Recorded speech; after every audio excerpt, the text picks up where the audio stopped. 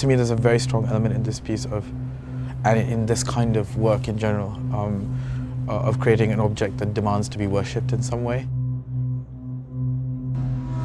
You know, a large part of the effect of the work is the contrast with its environment, the dialogue it has with it. Quite an industrial surrounding. And with this huge bridge, which is this brutal big piece of metal. And then to have this sitting there, which is simultaneously sort of quite large and intimidating, but also quite delicate.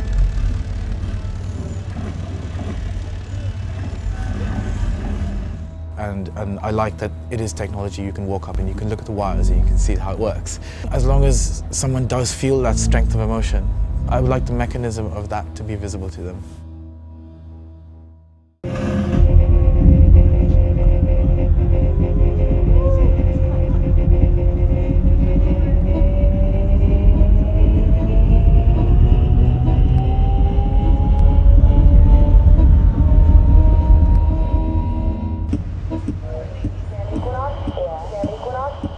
What I'm interested in is using a kind of digital technology, using a language of zeros and ones, an idea that this stuff doesn't really exist.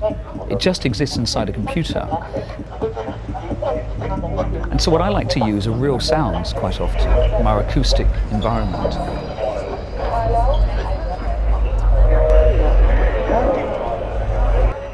But also use the technology and transform them like a kind of alchemy.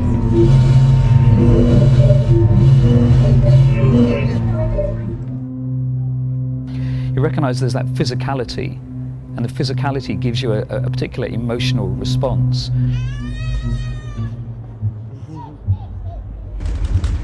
And it developed to this stage where this thing is much more organic.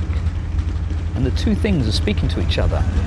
The visual, the light, and the sound. These two things are having this conversation.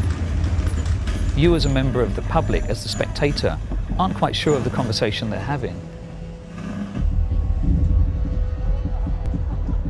And every now and then they seem to argue with each other.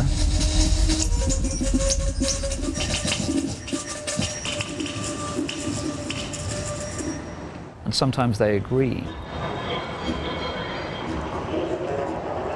But I don't feel they could exist without the other.